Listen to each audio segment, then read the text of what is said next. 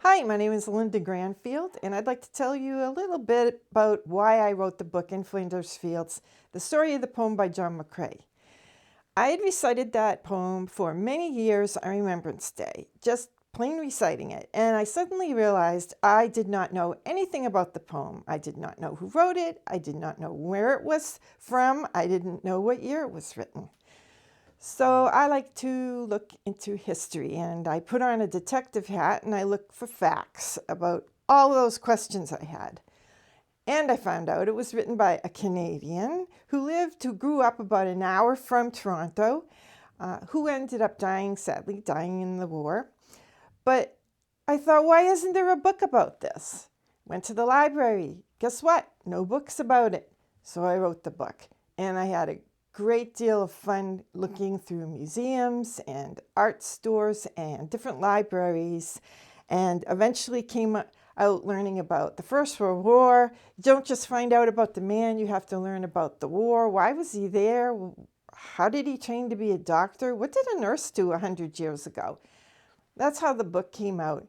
It also ended up answering the question of why we wear red poppies on Remembrance Day every year. And here we are over 100 years later, still reciting the poem, but now we know more about it. I like to learn new things every time I write a book, and one of the most interesting things I learned with the In Flanders Fields books was how we got a word in our language. And that word is chatting, to have a chat with somebody. Well, during World War I, there were no steam cleaners or dry cleaners on a battlefield, and soldiers had to do their best to keep themselves clean and healthy. Lice would get into the seams of their uniforms, and practically every day they had to sit in their underwear usually and pick those lice out of the seams so the eggs wouldn't hatch, and then they would be itching. And the word for lice back then was chat. And so all that conversation they had about this, that, the other thing, letters they got from home, what they missed for food, all those things they talked about, those little conversations became known as chats. And that's where we get the word to have a chat with somebody.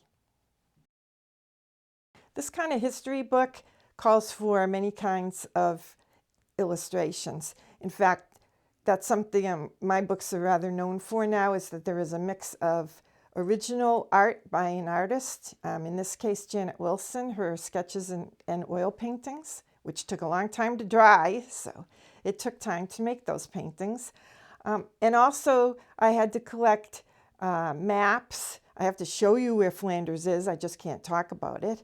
And also family photos from McCrae's, borrowed from the museum in Guelph, Ontario. Lots of trips to junk stores, antique stores, garage sales. The good stuff is always in the boxes under the tables at a garage sale. And a lot of the pictures came from that. So when you're thinking of illustrating something you write, look everywhere because there's lots of interesting material to use.